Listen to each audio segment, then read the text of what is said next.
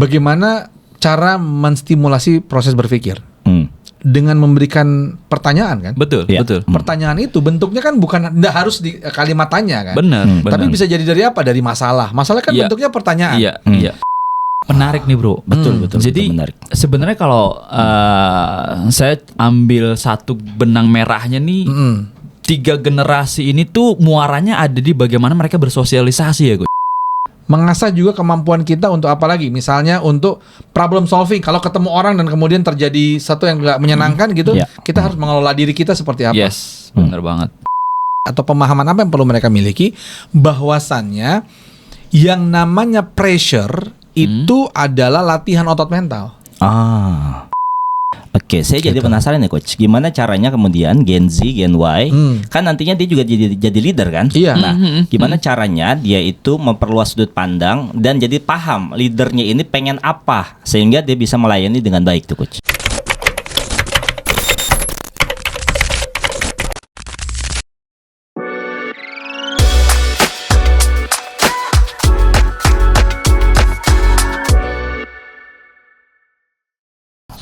Halo level up people, selamat datang di podcast.id, tempat ngobrol bikin naik level. Nah, di sini kita bakal bahas hal yang penting dalam dunia kerja dan kehidupan sehari-hari, tapi dengan cara yang santuy dan juga tetap penuh makna. Yuk kita bedah pada hari ini. Yeay.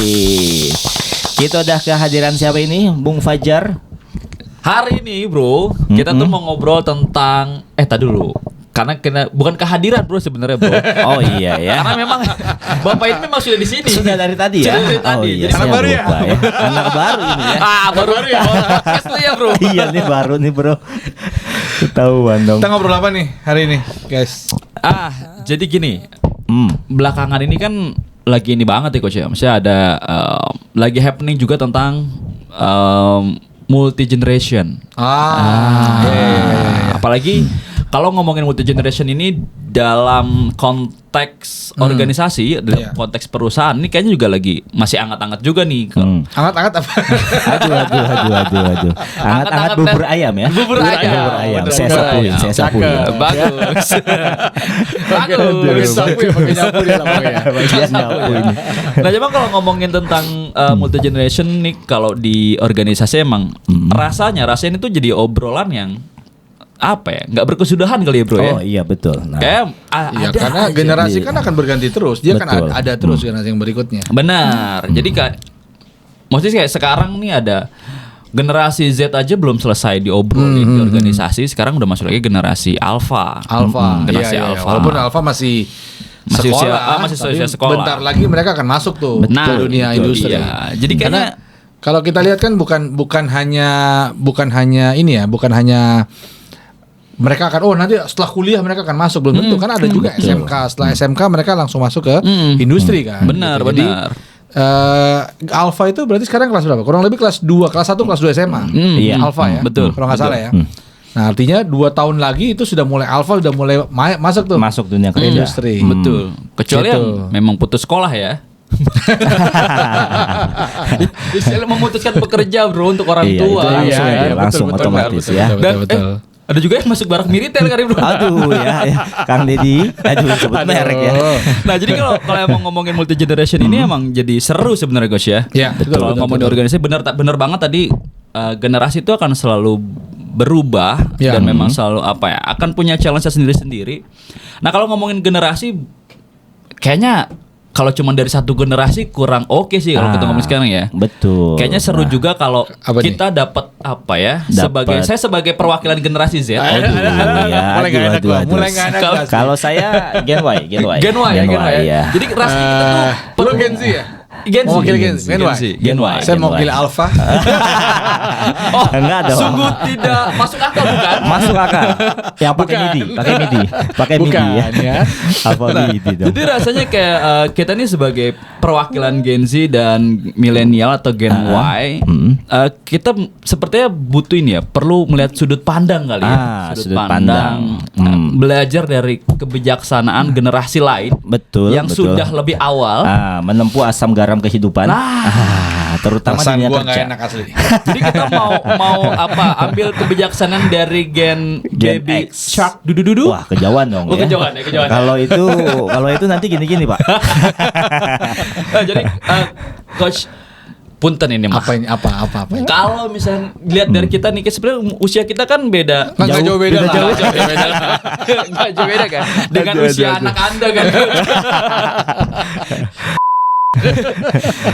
Kayak akan seru kayaknya guys kalau kita tahu sudut pandang lebih luas, belajar tentang kebijaksanaan dari Gen X. Oke. Ya, terutama di dunia kerja, Gue Mas tahu Fajar nih, ya. kayaknya mau mendaulat aku jadi Gen X gitu ya. Betul. Perwakilan ya. aja. Walaupun Oke. sebenarnya baby boomers kan. Aduh. Kayaknya kontrak kita di podcast ini selesai sampai di situ. Jadi ini adalah podcast pertama dan terakhir guys. Iya, Jangan lah. Jangan. So dong, jadi gimana nih coach? Kalau Coach Samsul Oke. menjadi perwakilan Gen X, Mewakili Gen X gitu Mewakili ya. Gen X. Perwakilan ya. Oke, walaupun aku Gen Y sebenarnya. Serius? Iya beneran. Bener ya? Gen Karena Y? ada dua pendapat kan. Oh, ada ada pendapat pendapat. Gen X itu dimulai dari Gen X itu berakhir di 79, 80 sudah masuk Gen Y. Ada yang kemudian Gen X itu berakhir di 80, 81 masuk Gen Y. Nah, karena saya 80, saya memilih pendapat yang pertama. Oh iya. yang iya, sampai iya, 79 iya. Gen X, Gen Y masuk di 80. Iya. Oh, jadi masuknya Gen Y ya? Biar bulat gitu kan 80 pas genap kan Boleh. gitu. Tapi maaf nih coach ya, kalau di Imam Udah, Syafi'i itu apa-apanya tidak diterima. ada qaul qadim, ada qaul jadid ya. Yang qaul jadid yang dipakai kalau pendapat yang terbaru ya. Yang terbaru justru yang 80 kayaknya. Oh iya. Masuk Oke. berarti ya. Nah, jadi ya kalau mengatakan tadi Fajar bilang apa ya? Nasihat dari Gen X ya Betul, untuk Gen Y dan Gen Z. Iya, betul. Nah, kenapa sebenarnya kalau kita lihat ya, teman-teman sekalian mungkin yang menyaksikan ini juga, kenapa kita sebenarnya membahas tentang generasi? Karena ini betul tadi disampaikan Fajar dan Mas Bisri bahwa ini lagi hangat-hangatnya nih di tempat kerja gitu ya. Betul. Ya, perbedaan generasi itu beda banget bagaimana perilakunya mereka kemudian di organisasi. Karena ya kalau kita bilang paling banyak atau beberapa tahun yang lalu kan baby boomers masih aktif ya. Beberapa tahun yang lalu ya. Kalau sekarang mungkin udah banyak pensiun. Nah, baby boomers ke X itu ada perbedaan tapi belum terlalu jauh. Kenapa? Karena generasi X ini generasi spesial saat ini. Kenapa spesial? Karena dia mengalami perubahan yang cukup banyak. Iya. Mulai dari baby boomer dia ngikutin gitu ya. Dia masuk ke Y, ke zaman internet baru mulai masuk, itu dia ikutin dari masa hubungan antara kaset, tahu kaset? Tahu. Dan kelintingan kertas. Apa ya kaset ya? Mulai. Gen Z. Nggak tahu Gen Z. Nah, yang muter-muter gitu ya. Nah, jadi pakai pensil ya. Coach? pakai pensil sampai dengan munculnya CD VCD, DVD itu untuk ini ya, untuk audiovisual gitu ya. Sampai dengan sekarang sudah full online. Ya internet base gitu ya. IoT orang bilang, Internet on Things, internet di semua sisi hidup kita. Nah, itu Gen X mengalami. Makanya X itu spesial. Saya didaulat sebagai Gen X, alhamdulillah ini. Generasi spesial. Oh, berarti spesial ya? Spesial. Oke, pakai telur. Pakai telur ya, karet 2. Karet 2 ya. Nah, Oke.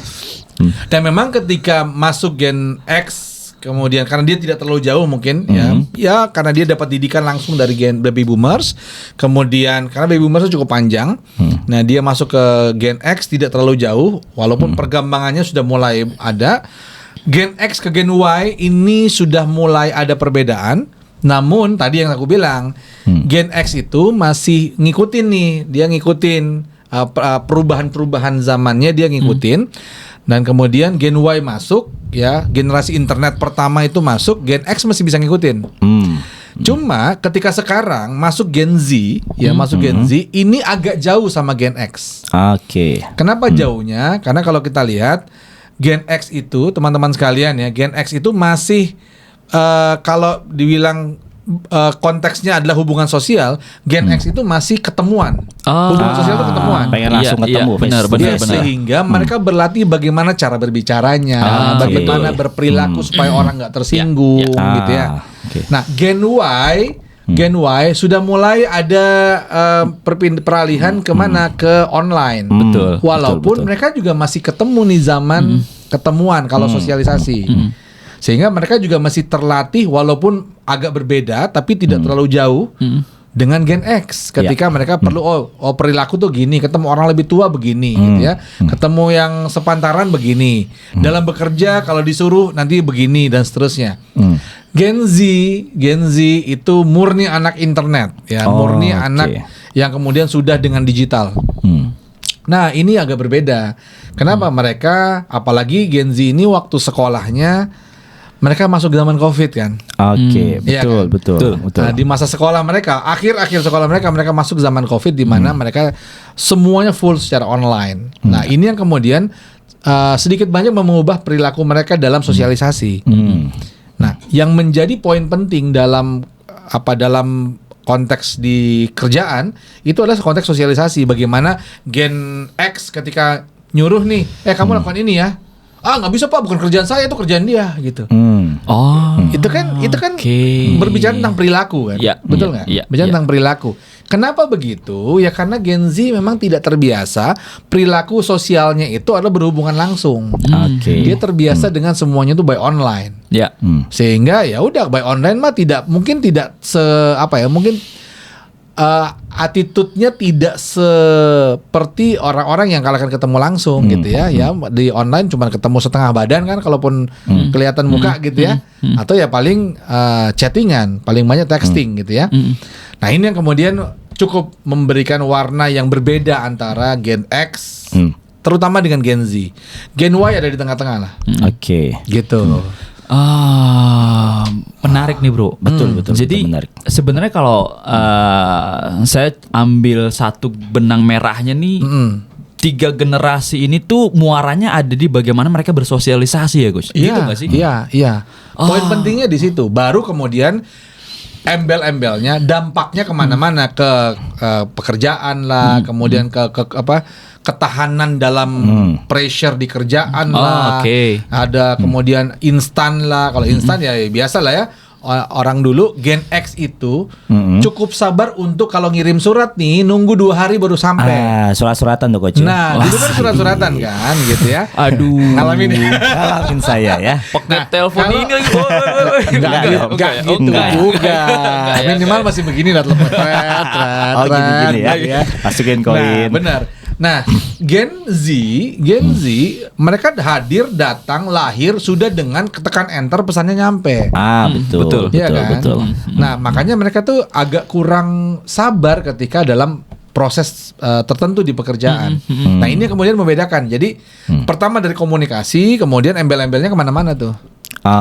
Jadi bisa berdampak terutama di dunia kerja. Yang hubungannya sama karena komunikasi Gen di atasnya udah kesel duluan kan, udah komunikasinya nggak bagus, kerjaannya maunya instan tapi pertimbangannya sedikit gitu dan seterusnya. Nah, disinilah kita butuh sudut pandang dari Gen X nih biar kita sebagai Gen Y dan perwakilan Gen Z yang ngaku-ngaku ini. Kan perwakilan, aku mesti ikhlas. Tolong ikhlaskan. Ikhlaskan ya. Lepaskan bro. Lepaskan ya. Gue sih mesti ikhlas kalau bilang perwakilan. Tapi kalau bilang dia Gen Z nggak terima. Yang penting mewakili saja ya. Mewakili aja. Oke. Nah, sebenarnya ada Gen X satu lagi sini sih. Yang di belakang layar. Ya kirain baby boomers ya. Mana suaranya? Nah, jadi sebenarnya kalau dilihat dari benang merah yang tentang sosialisasi, bisa jadi beberapa kasus yang sering terjadi di organisasi itu silo. Karena ini berarti ya salah satunya. Karena kalau silo itu kan banyak beda lagi kan, itu ada beberapa penyebab gitu ya. Ada silo. Cuman memang kalau silonya antara gen yang baru ya, Gen Z maksudnya dengan atasannya itu itu terjadi. Jadi mereka ngumpul antara Gen Z aja gitu ya. Habis itu protes sama-sama gitu kan. Oke, baik. Nah, Mereka membentuk perkumpulan FGD ya. Nah, Iya, forum apa Gibah tuh? discussion. sih masuk akal ya. Saya lu, FGD. dengan Saya siapa di lu. sana? Aduh. Oke. Oke, nah kayaknya kita akan langsung masuk nih coach. Tadi kita udah sama-sama Apa tuh? bedah. Apa tuh? Ternyata Yang perlu aku wakilkan dari Gen X itu apa? Nah, sebetulnya kita butuh wisdom untuk kemudian kebijaksanaan Gen X yang sudah melewati berbagai teknologi. Jadi nanti kalau dia bilang wisdom langsung Iya, berubah bener. nih bro. Jadi gimana tuh? Sahabat super. Aduh ya. Sahabat podcast. Aduh, Kayak gitu. ya. Itu seperti pernah kenal itu suaranya ya. Itu Aduh. Mario Bros kan. Oh, bukan dong Bukan ya. ya. Coba ya pinggir jurang Bapak ya. Bapak pinggir jurang ya. Bahaya ini ya. Ini kita baru mau mulai nih podcast ya. Ya kita ini balik lagi. Jadi gimana nih? Ke Samsul sebagai perwakilan dari Gen X. Kalaulah ada pesan atau kebijaksanaan yang bisa ditularkan ke kami ini perwakilan dari bukan perwakilan memang Gen Y, perwakilan nih, tolong saya garis bawahi perwakilan Gen Z. Apa sih sebenarnya yang perlu kita tahu supaya nanti karena ngomongin tentang organisasi, ngomongin tentang bekerja di sebuah perusahaan, kan suka nggak suka kita perlu selaras nih value kita dengan value organisasi supaya kita juga bisa well perform di sana, bisa menunjukkan performa terbaik di sana. Oke, tapi aku disclaimer dulu ya teman-teman ya, bahwa ini bukan berarti lebih pintar, walaupun memang ya. Oh enggak juga. mulai terlihat congkaknya kan. Iya. Pintar dan berpengalaman ya. Benar. Memang butuh agaria memang. Oh iya betul ya. Oke, jadi bukan lebih pintar, tapi lebih kepada karena sudah lebih lama melakukan hal yang salah. Biar kita nggak terjebak di lubang yang sama coach ya. Kan? Iya. Bagus diksinya ya. Bagus ya, bagus. Memang yang berpengalaman berbeda Pak ya. Oke, yang pertama itu adalah nasihat yang pertama. Kalau boleh dibilang nasihat atau mungkin ya hal-hal yang bijak yang perlu diketahui oleh Gen Z dan juga Gen Y. Yang pertama adalah perlu mengoptimalkan teknologi. Oke. Nah, teknologi itu memang diciptakan untuk apa? Alat bantu kita, memudahkan kita dalam setiap proses yang kita kerjakan. Ya. Tapi ada satu hal yang penting, jangan sampai kita tergantung sepenuhnya pada teknologi. Oke. Nah, kenapa begitu? Karena kalau kita lihat ya teman-teman sekalian ya, teman-teman yang juga menyaksikan ini, kalau kita perhatikan, kalau kita terlalu tergantung pada teknologi, once kita atau sekali kita misalnya masuk ke sebuah kondisi teknologinya tidak memungkinkan untuk hadir, maka kita akan stuck di situ. Ya, betul. Sepakat. Saya ambil contoh sederhana misalnya. Ada teman saya ini nyata nih, nyata. Dia nggak bisa bawa mobil manual. Oh iya ya. Wah, hari itu gini, siapa hari itu ya? Dia hanya bisa bawa mobil matic gitu kan. Iya betul sekali Nah, ya. misal dia sedang pergi ya ke satu tempat dan kemudian ada situasi di mana dia mau nggak mau bawa mobil manual. Kalau dia tidak terbiasa atau mungkin terbiasa itu faktor sering atau tidak membawanya kan. Tapi kalau dia tidak pernah mencoba untuk membawa mobil manual, apa yang terjadi? Ya jadi nggak optimal mobilnya. Optimal dia jadi nggak bisa mengendarai mobil tersebut. Berarti misalnya harus dia lakukan gitu kan. Mungkin bagaimana mengatur jarak segala macam dia bisa. Tapi nggak bisa jalan mobilnya percuma kan. Iya percuma coach. Bentar coach. Saya kayak tahu ya. Kenal ya orang itu ya. Kenal banget saya. Kacamataan orangnya kan. Nah, baju biru Begini banget kan. Begini banget kan. Bajunya biru lagi. Bajunya biru lagi kan. Oke. Nah, itu ilustrasi aja. Kenapa? Karena bisa jadi kalau kita sangat tergantung dengan teknologi, bukan berarti jelek ya kita menggunakan teknologi bagus, tapi kalau kita tergantung, maka kita sebenarnya nggak punya skill terhadap sesuatu itu. Ya. Kita cuma skill kita apa? Menggunakan teknologinya itu skill kita. Betul. Bukan pada pekerjaannya, bukan pada aktivitas yang kita lakukan. Nah, sebenarnya kan yang perlu kita asah skill kita dalam melakukan sesuatu itu. Misal, saya ambil contoh aja, misalnya seorang analis gitu ya, analis. Nah, dia jago analisa. Kenapa? Dia pakai ChatGPT. Bagus. Memudahkan mempercepat proses Tapi misalnya internet mati dan dia harus melakukan analisa. Kalau dia tidak punya ilmu analisanya, apa yang terjadi? Nggak bisa menganalisa. Dia nggak bisa ngapa-ngapain. Nah, ini yang kemudian optimalkan teknologi perlu. Teknologi itu memang perlu kita pelajari, bagus malah kan kita optimalkan untuk mempercepat proses kita, membantu aktivitas kita, pekerjaan kita. Tapi kalau kita hanya tergantung pada teknologi, hanya belajar menguasai teknologinya, tidak menguasai ilmu yang mendasarinya gitu ya, maka apa yang terjadi ya satu saat teknologinya atau kita berada di situasi teknologinya tidak memungkinkan, maka kita nggak bisa apa-apa. Gitu. Oke, menarik. Jadi si teknologinya itu alat bantu aja coach ya. Nah, tapi gimana skill kita gitu betul, ya. Betul. Nah, terus gimana nih coach fenomena AI yang hari ini ya, yang itu kan banyak banget tuh Gen Z, Gen Y juga yang dia tulisannya bagus, dia analisanya bagus, ternyata bukan hasil kerjaannya tapi hasil bersama asistennya. AI gitu kan. Nah, itu gimana itu coach?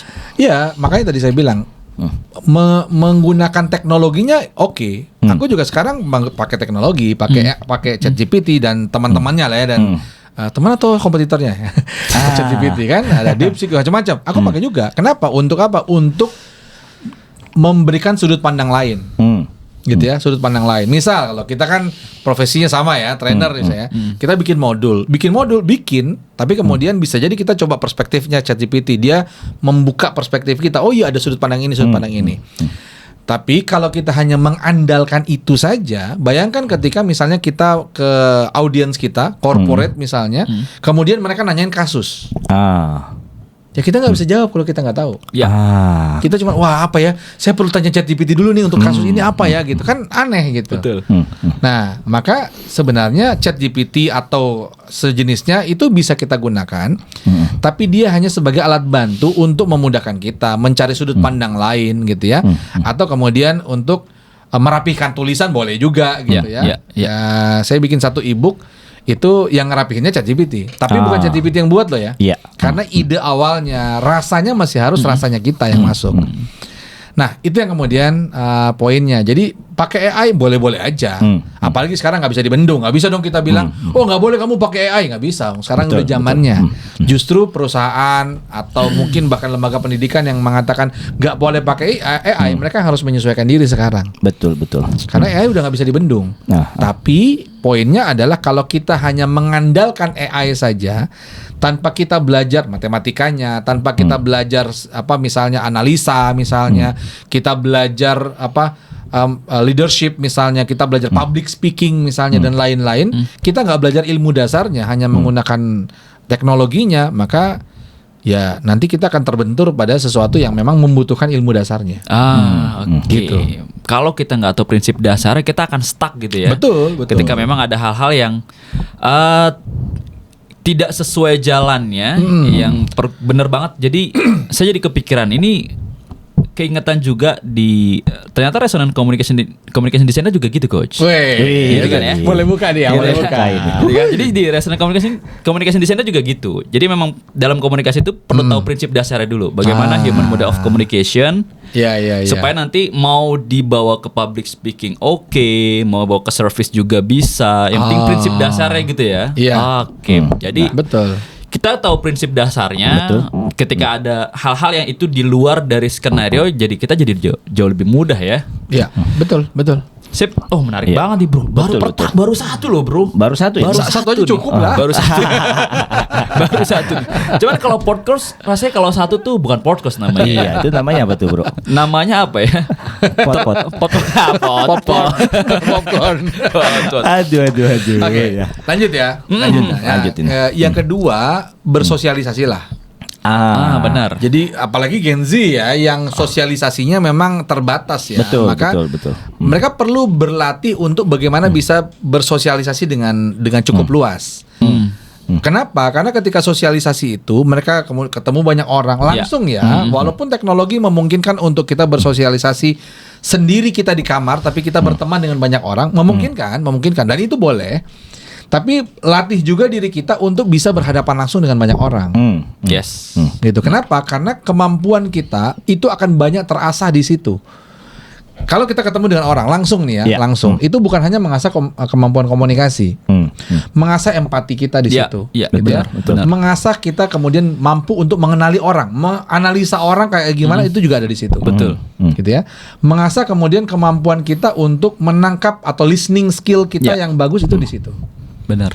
Mengasah juga kemampuan kita untuk apa lagi? Misalnya untuk problem solving. Kalau ketemu orang dan kemudian terjadi satu yang nggak menyenangkan gitu, kita harus mengelola diri kita seperti apa?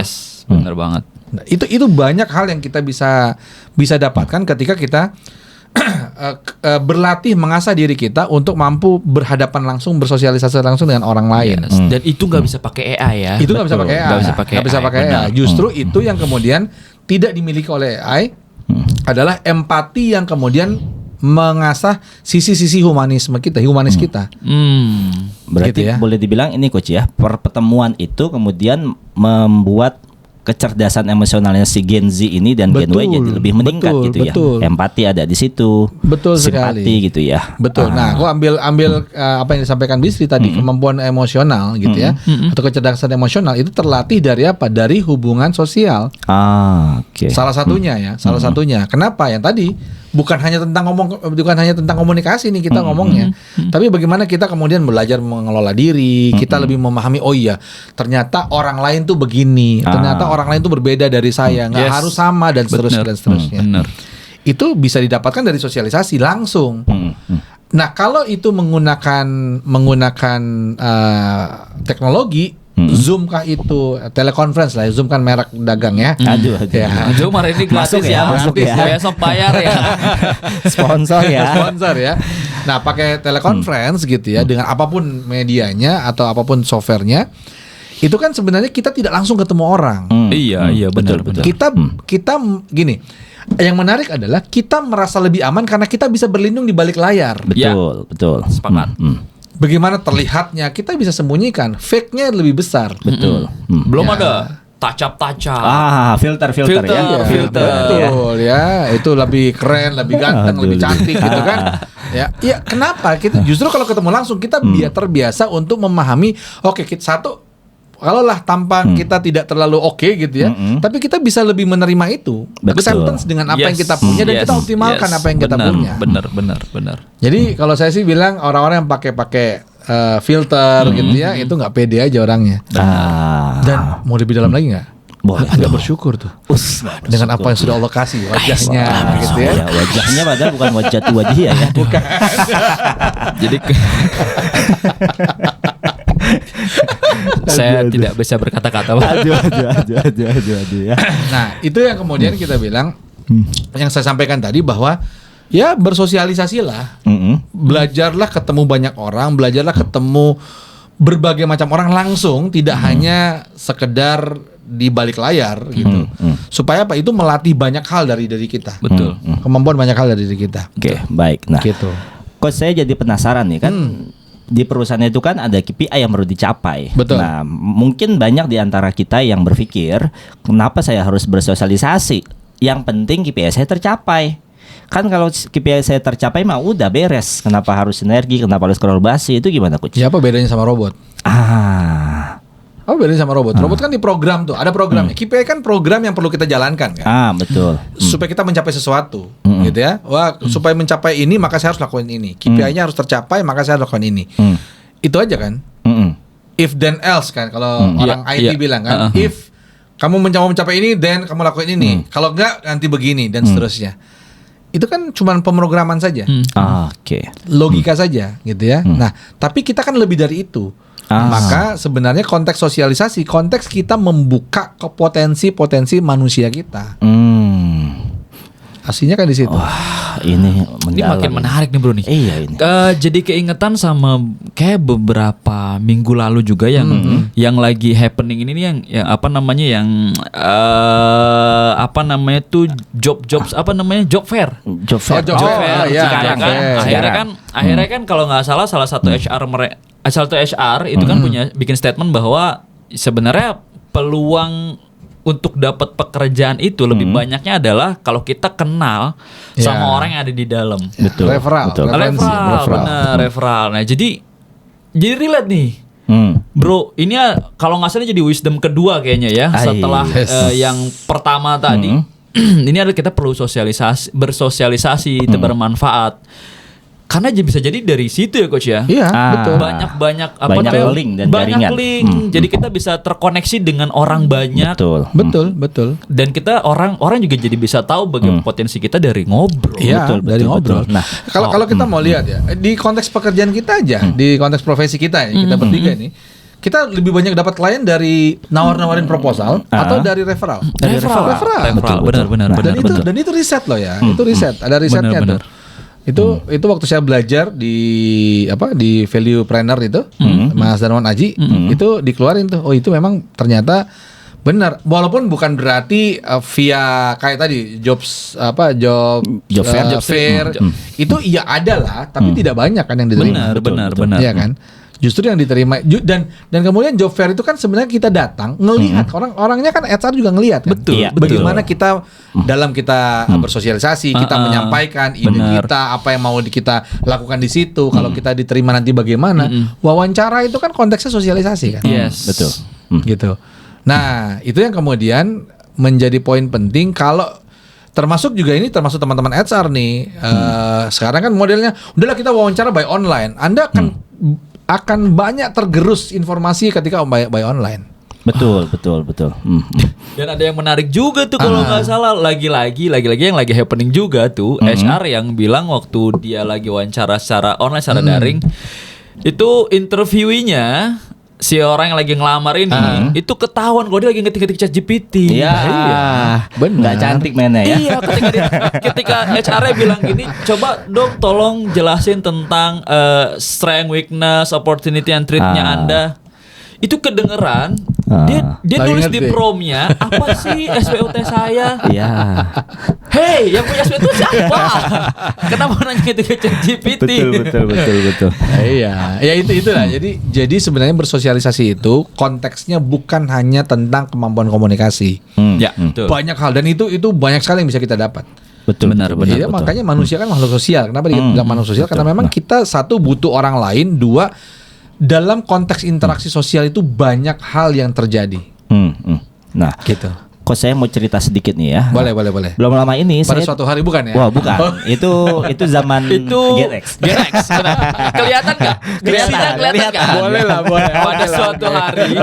Padahal kan bisa dengan once upon a time. Betul. Sama aja dong. Cuma diganti bahasa ya. Oke. Ini menarik. Belum lama ini saya di DM. Jadi saya kan waktu itu ke Malang belum lama ini. Kemudian saya ngadain kopdar di sana. Kopdar untuk ngomongin speaking skill sama communication skill. Kopdar apa tuh, Kak? Kopi darat-darat. Jadi ngopi sambil di darat. Oh iya. Gak masuk ya. Gen sih nggak tahu. Oh iya, taunya apa nih? COD. Bukan yang oranye itu ya? Bukan. Nah, bukan ya. Terus ketika itu saat saya lempar ke thread, ada Gen Z yang komen. Min, boleh tahu gak di situ sekalian ada infolocker gak? Nah, ternyata setelah itu Mas Fajar dan juga Coach Samsul, itu tuh saya juga di DM sama orang itu. Di DM-nya tanpa basa-basi terus minta, Mas kalau ada infolocker boleh dong gitu kan. Kita belum kenal, belum apa dan itu berkali-kali sampai akhirnya kemarin saya tegur, Mas nggak gini caranya nyari kerjaan. Nah, ternyata dia Gen Z banget. Betul.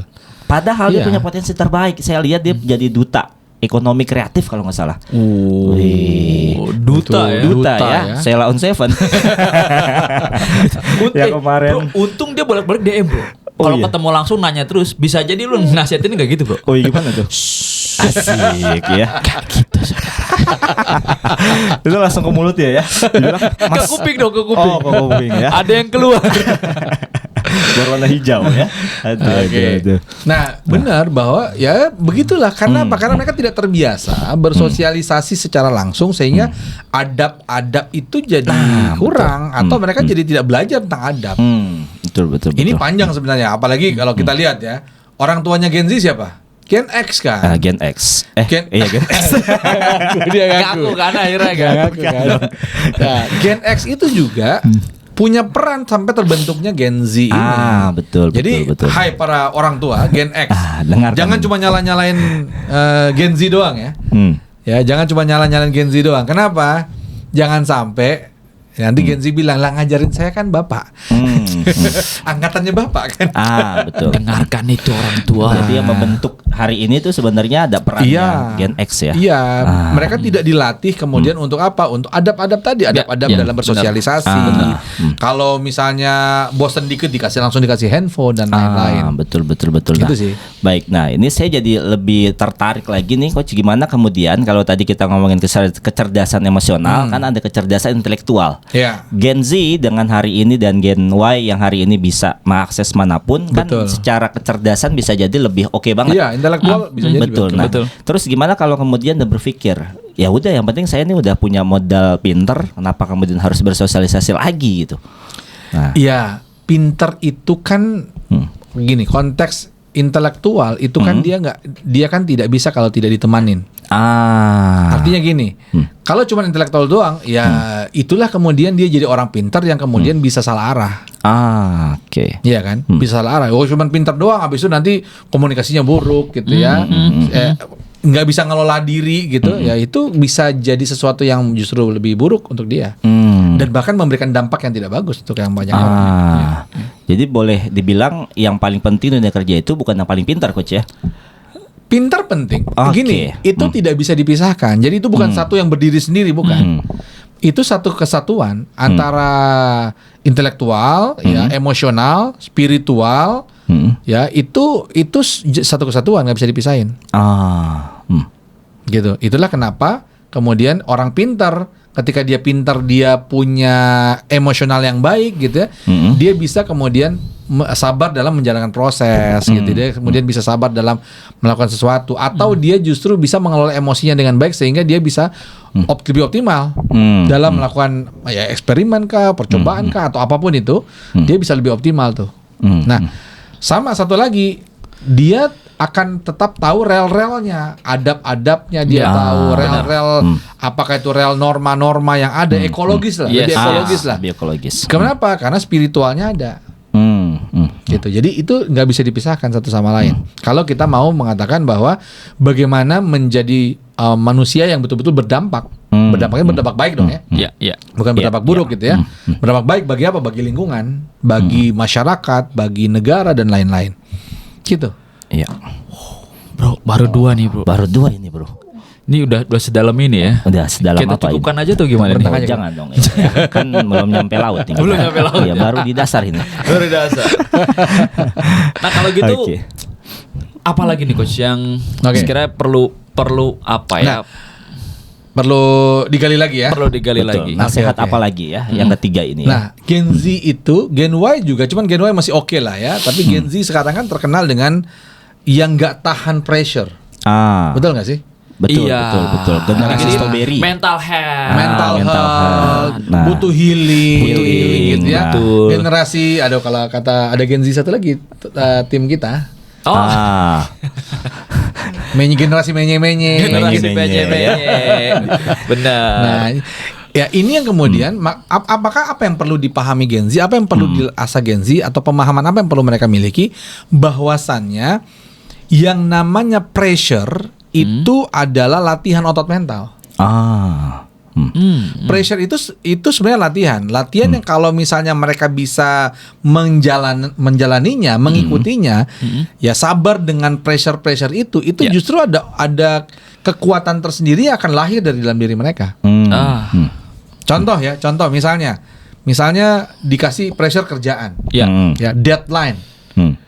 Ya, bagaimana mereka perlu kejar-kejaran dengan waktu yang deadline yang sangat sempit, kemudian mereka harus nyelesain pekerjaan, pressure-nya kan cukup besar. Tapi dengan begitu, ketika pressure itu diberikan, mereka mau menerimanya dan mereka menjalankannya, maka daya kreatif mereka makin lebih tinggi. Kalau kita belajar nih kan teman-teman juga belajar nih, Bisri sama Fajar kan belajar juga. Bagaimana cara menstimulasi proses berpikir? Dengan memberikan pertanyaan kan? Betul, Ya. betul. Pertanyaan itu bentuknya kan tidak harus di kalimat tanya kan? Benar, Tapi benar. bisa jadi dari apa? Dari masalah. Masalah kan Iya. bentuknya pertanyaan. Iya. Maka masalah demi masalah yang diberikan, pressure demi pressure yang diberikan itu akan menstimulasi proses kreatifnya. Yes. Kalau itu dia terima, dia jalankan, dan jalankannya bukan dengan ngedumel gitu ya, tapi betul-betul dia jadi punya curiosity, punya penasaran, nih gimana caranya ya, saya perlu menyelesaikan ini gimana caranya, maka dia kan sebenarnya dia lagi menstimulasi proses kreatifnya untuk berjalan. Oke. Bukan, nah ini ada yang lain lagi nih, ada yang mengatakan, anak-anak sekarang kreatif, bisa iya, tapi menurutku enggak. Kenapa? Mereka bukan kreatif, mereka kreatif dalam menggunakan alat bantu tadi yang kita bahas di poin pertama. Iya, betul. Kreatif mendesain gambar apa? Ada Canva sekarang. Betul. Mudah. Betul. Nggak kayak teman kita yang di belakang layar ini. Wah, dia kalau desain dari dulu pakai yang susah-susah pokoknya. Ngeri Dia ya, kalau ngeri ya. ada yang susah kenapa harus mudah gitu. Benar, benar. Itu prinsip Baby Shark Prinsipnya dulu Pras sekali ya. Itu prinsipnya beliau tuh begitu tuh ya. Nah, tapi poinnya adalah bisa jadi mereka bukan kreatif sebenarnya, tapi mereka hanya jago menggunakan alat bantu. Yang kreatif justru alat bantunya. Iya. Iya nggak? Kalau AI itu jago bikin promnya ya. Jago bikin promnya gitu ya. Tapi ketika mereka dihadapkan pada situasi yang alat bantunya minim, mereka perlu kreatif belum tentu. Kenapa? Yang terjadi banyak isu di berbagai organisasi itu, ya mereka stres dengan itu. Mereka butuh healing, mereka bilang kena mental lah gitu dan lain-lain. Itu kan karena mereka tidak terbiasa untuk apa? Untuk menahan pressure itu. Mereka tidak terbiasa untuk melatih otot-otot mental mereka supaya kuat dalam menghadapi berbagai macam pressure. Gitu kan? Oke. Nah, berarti kalau dari yang disampaikan tadi, contoh di AI tadi ya Coach ya, menemukan prompt itu sendiri itu bukan kreativitas juga ya Coach? Kan sudah ada pola-polanya.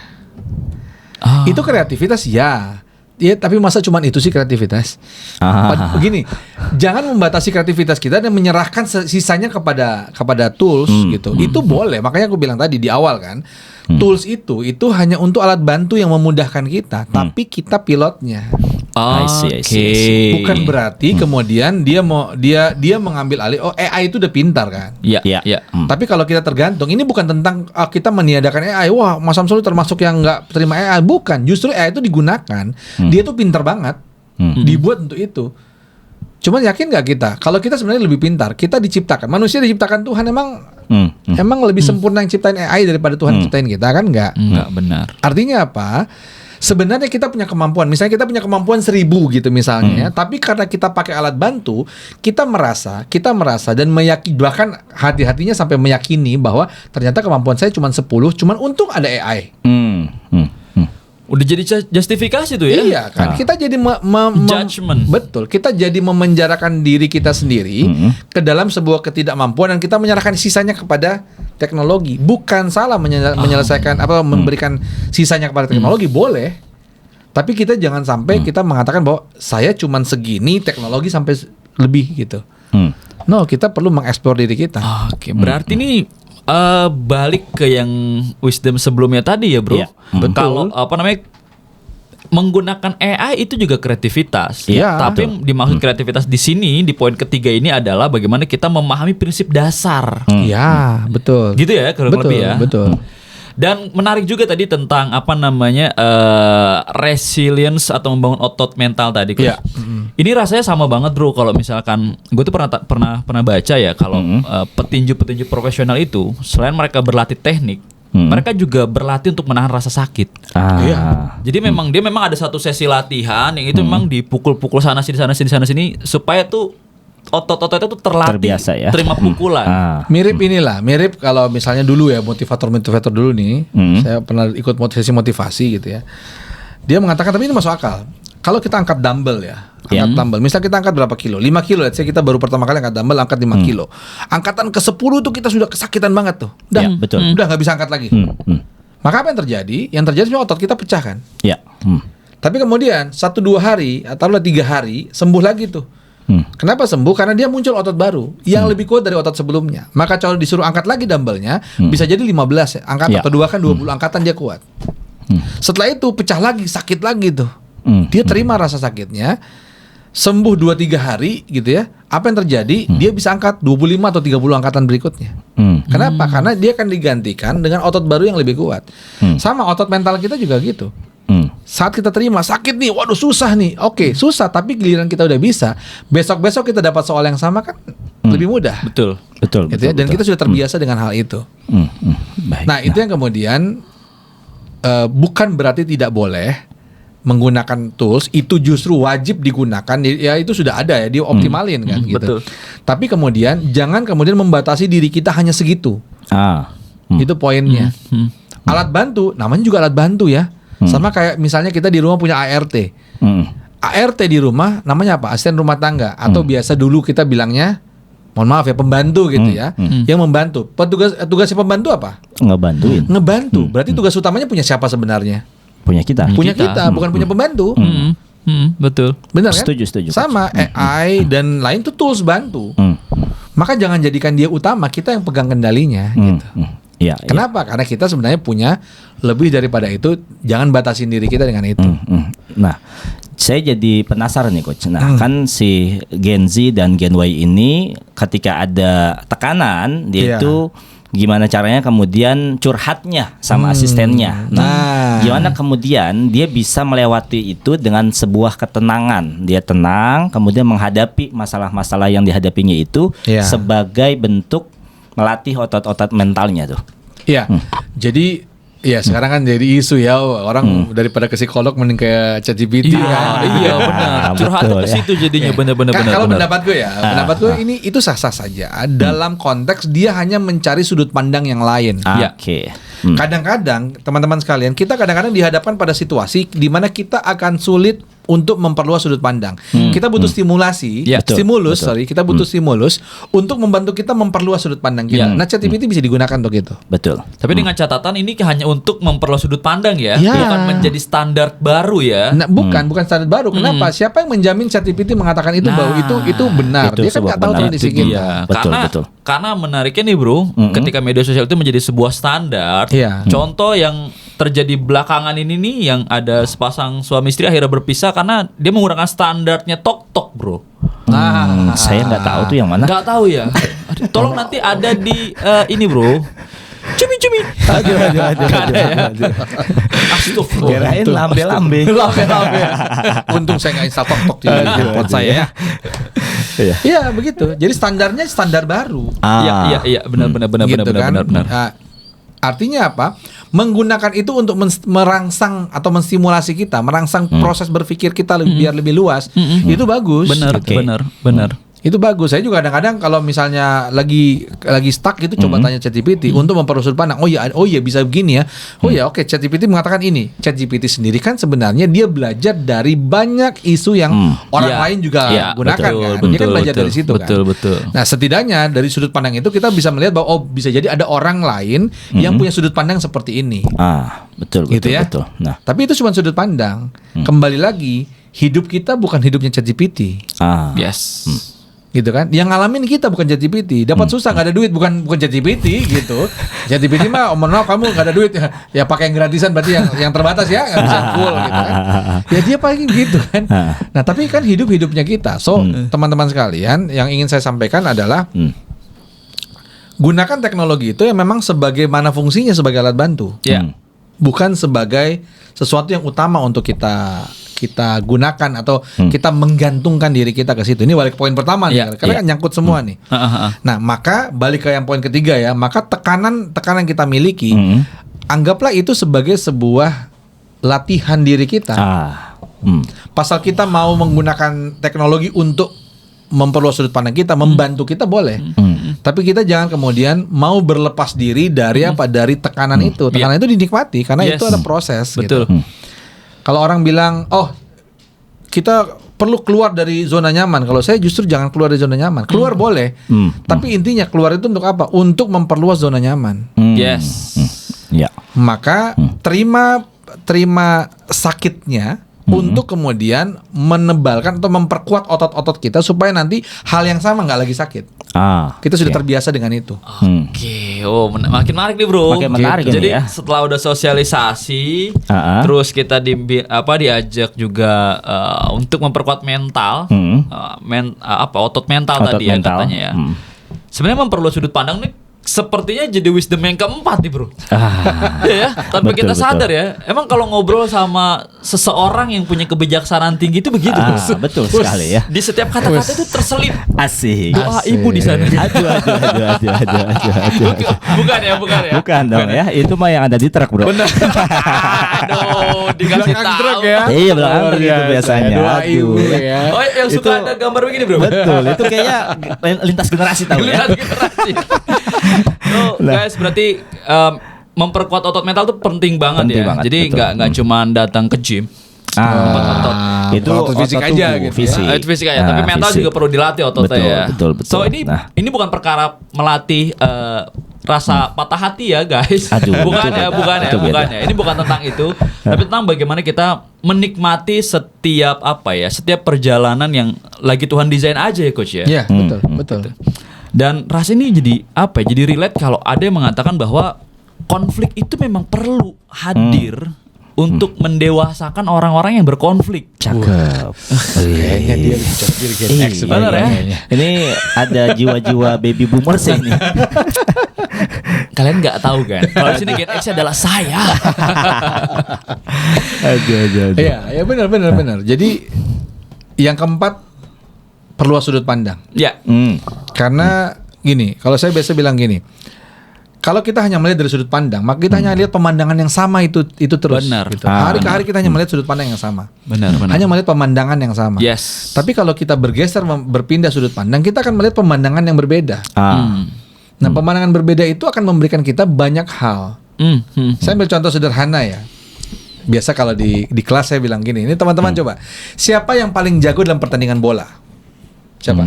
Penonton. Kemarin kan baru menang Indonesia ya. Iya, betul. Oh, iya benar. Siapa yang paling jago? Kalau pemain Indonesia mestinya yang paling jago Jaize sih. Nah, Karena dia memainkan mental Cina, bro. Aduh. Seolah-olah menendang penalti. ada yang lebih jago dari dia, bro. Siapa tuh? Komentator. Bung. Oh, saya nggak mau lanjutin. Bung. Itu Oh, bukan ya? jungkir. Aduh, saya baru mau bilang Anda ini Bung Tisu ya. Nah, kenapa komentator lebih jago? Kenapa komentator tuh bisa, wah itu salah tuh, goblok banget sih, harusnya begini tuh, harusnya dia oper ke sana. Kenapa bisa goblok-goblokin? Karena dia melihat dari sudut pandang yang lebih luas.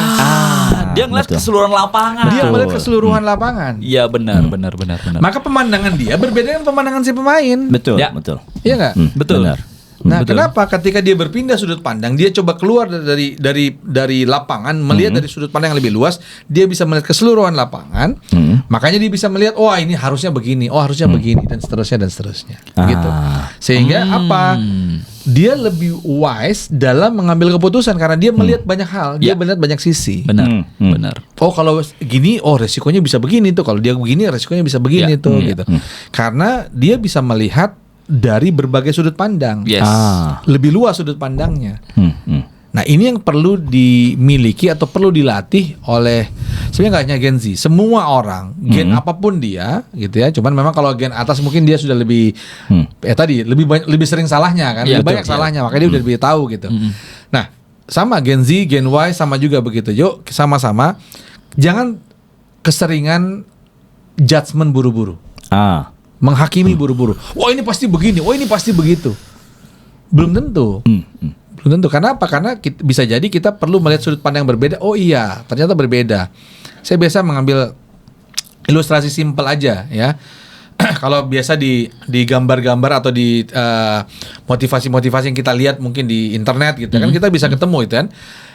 Angka 6, kita berdua lihat angka 6. Aku melihat angka 6. Bisri melihatnya angka berapa? Bisa jadi 9. 9 akan melihatnya. Dari sisi masing-masing kan berbeda. Iya benar. Benar kan? Maka apa yang terjadi? Apa yang perlu kita lakukan? Jalan-jalanlah ke tempatnya dia untuk melihat dari sisinya dia. Ajak dia yuk jalan-jalan ke tempat saya untuk melihat dari sisinya saya. Gitu. Apa yang terjadi?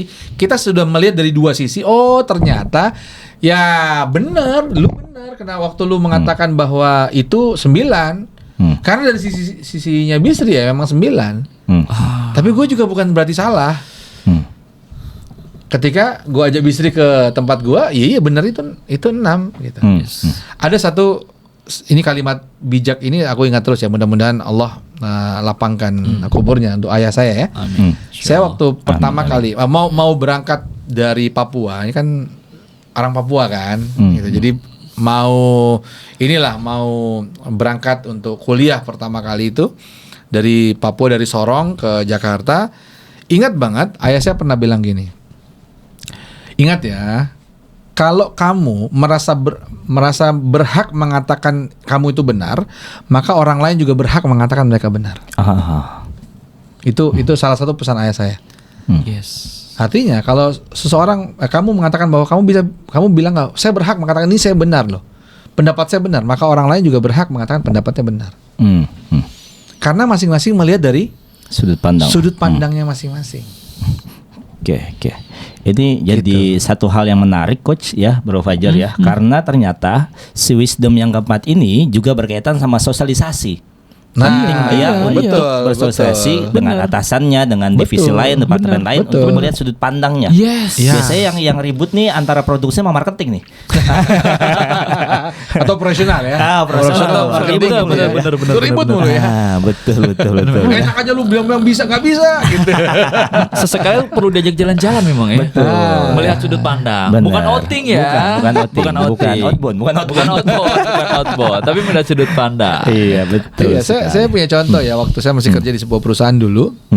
Itu awalnya kan kita di kantor pusat ya. Saya di kantor pusat dengan tim saya, kemudian banyak komplain dari kantor cabang. Ya apa sih kantor cabang manja banget sih, gitu aja nggak bisa. Wah ini komplain mulu gitu.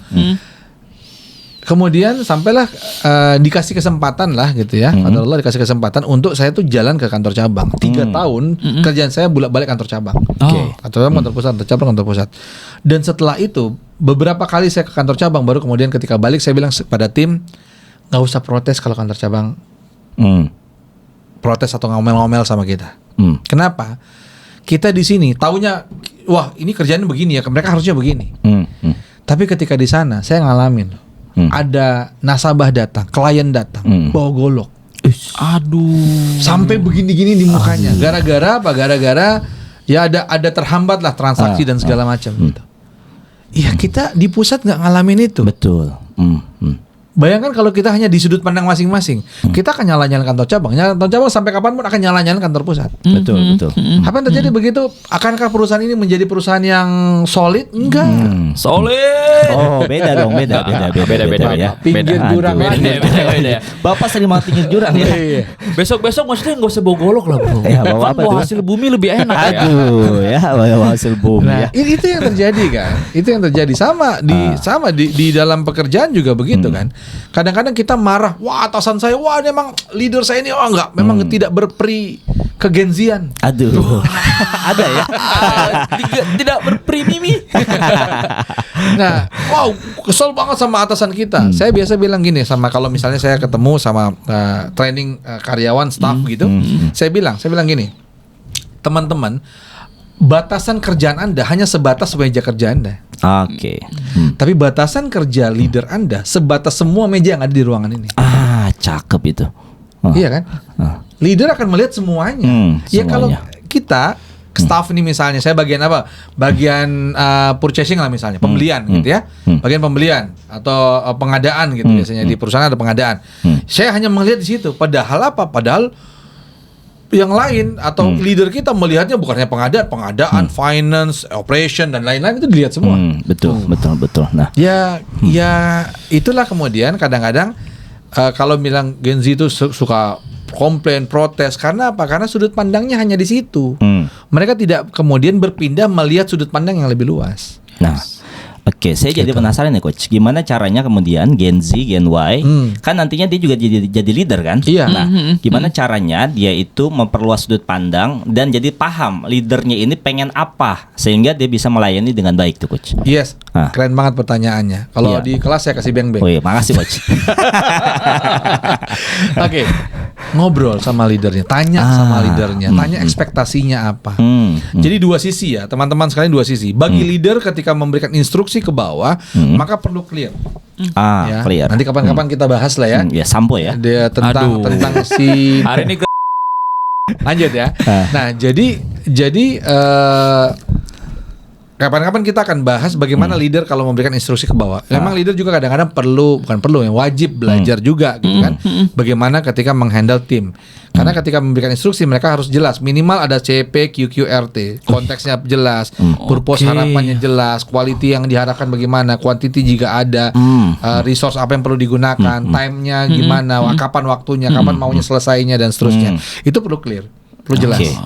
Nah, sama dari bawahan pun kalau informasi itu nggak jelas, ya tanya. Betul. Pak, Bu, apa dari tugas ini apa harapannya?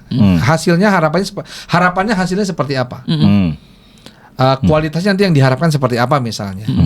Nah, menanyakan harapan kalau memang tidak diberikan informasi dari atasannya, harapan itu perlu ditanyakan untuk memperjelas kita bahwa harapannya segini maka saya akan melakukannya bisa jadi segitu atau lebih. Betul. Jadi bisa beyond jadi beyond expectation. Yes. Betul. Good. Nah, ini yang kemudian perlu dilakukan sehingga kita nggak kemudian jadi kayak robot kan. Disuruh ini ya udah ini aja gitu. Iya, Kemudian habis itu ya udah, kan udah Pak. Ya kamu kok nggak gini? Ya Bapak kan nggak suruh. Betul. Gitu. Nah, sedangkan yang diharapkan dari atasan adalah kita juga punya inisiatif, Ya, bisa melihat betul. apa sih sangkutannya dari pekerjaan ini, apa yang memang perlu dipastikan. Ya pastikan kemudian dia bisa sejalan dengan itu gitu. Itu coba kita lihat dan kita lakukan. Yes. Ya, Bro, jadi yang diharapin sama atasan itu adalah setiap karyawan itu punya inisiatif, bro. Nah, tapi kalau misalkan setiap teman-teman di rumah yang mau level up skillnya, itu bukan inisiatif ya, tapi di inidia.id. Masuk gitu. Pak Eko ya. Jadi rasanya konkret nih, bro. Makin konkret ya. Di podcast kita di sesi kali ini nih, kalau kita runut-runut ini udah ada 5 wisdom nih, bro. Yang terakhir tuh kita tuh nggak nyari kejar cepet gitu, Asik. tapi kejar paham. Bukan kejar tayang, tapi kejar paham. Kejar paham. Gaya nggak sih? Kejar paham itu kayak lagi trainer yang terkenal itu ya, dia ngebawain slide saya ini nggak mesti kejar tayang, tapi kejar paham ya. Tapi giliran mau habis baru, waduh belum selesai ya. Memang who set the frame win the game, bro. Betul ya. Iya kan? Tapi kalah di dalam ya. Oke, kan ada yang mengatakan gini, cepat itu belum tentu tepat. Cakep. Dan lambat belum tentu jadi penghambat. Ya, betul. Betul. Karena kadang-kadang kalau kita mau cepat, saking kita mau mau cepat segera selesai, tapi kita pertimbangannya nggak matang, strateginya nggak kita desain dengan baik gitu ya. Benar. Apa yang terjadi karena strateginya nggak didesain dengan baik, karena maunya cepat-cepat tadi, maka apa yang terjadi ketika proses berjalannya hambatan-hambatan di tengah jalan tidak dikenali yang tidak dikenali sebelumnya itu terjadi. Iya. Dan itu bisa lebih membuat dia terhambat, ya sehingga nanti ya bisa jadi kalaupun sampai bisa jadi lama gitu. Tapi apa yang terjadi kalau dia meluangkan waktu mungkin lebih lama, sedikit lebih lama untuk memastikan ya prosesnya berjalan dengan baik, memastikan strateginya itu dibuat dengan baik, dengan matang. Dia berpikir apa yang akan terjadi, apa peluangnya, apa hambatannya. Itu semua dimatangkan. Mungkin agak lambat terlihatnya, tapi kemudian dia sudah matang dibuat. Ketika berjalan, hambatan-hambatan apapun yang ada itu sudah diantisipasi sebelumnya. Benar.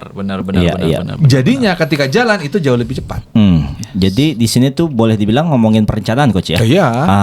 Karena tidak merencanakan perencanaan sama dengan mempersiapkan kegagalan gitu ya. Nah, Aduh. Bapak sepertinya trainer ya? Oh bukan Pak, saya kereta. Oke. Oh bro, jadi ini sesi podcast kita kali ini tuh seru banget ya. Betul. Kita dapat apa ya? Dapat wisdom, dapat kebijaksanaan dari kalaulah gitu ya, ini perwakilan Gen X dan kita sebagai Gen milenial dan saya perwakilan Gen Z. Jadi kita jadi tahu nih kalau potensi masih sekedar potensi ya, coach. Itu baru potensi. Betul. Dan potensi ini perlu jadi performa. So, gimana cara jadi performanya? Nah, itu 5 tadi tuh. 5 tadi. 5 tadi tuh udah bisa banget ngubah potensi kita tuh jadi performa. So, teman-teman podcast.id di rumah ini seru banget. Rasanya ini baru episode yang udah 1 jam 2 menit. Episode yang panjang banget kita di sesi kali ini. Dan karena memang ngomongin tentang multi generation itu terlihat sederhana, tapi ternyata kalau udah dibedah, dikulik itu nggak sesederhana itu ya, bro. Betul. So jadi penasaran teman-teman di rumah, podcast people. Enggak, bukan gitu ya. Sapaan ya. Level up people. Pertama ya. Ini nanti bisa diedit, bro. Bisa. Tenang ya. So untuk level up people di rumah, kalau masih penasaran sama obrolan podcast selanjutnya, jadi jangan lupa. Kalau masih senang, jangan lupa di subscribe, di share sebanyak-banyaknya, supaya kalau misalkan ada manfaat ini juga bisa tersebar luaskan sebanyak-banyaknya. Let's Ya, go. mari Iya. kita sebarkan manfaat. Sesimpel teman-teman kalau merasa ini bermanfaat, sebarkan lagi ke orang lain. Nah, benar Ya, banget. pastikan itu disebarkan ke orang lain. Kenapa? Karena memperluas manfaatnya. Mudah-mudahan teman-teman juga dapat Yes. manfaat lebih dari situ. Amin. Gitu ya. Dan Baik. Pay jangan it lupa forward.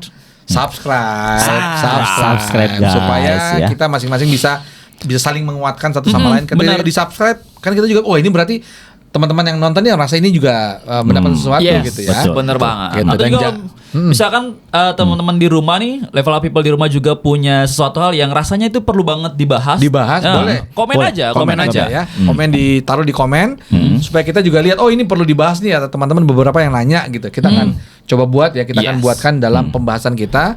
Dan kalau teman-teman juga pengen tahu setiap kali kita tayang, teman-teman ingin dapat message-nya, jangan lupa klik Klik belnya, notifikasi. ya. Asik. Bunyiin loncengnya. Asik.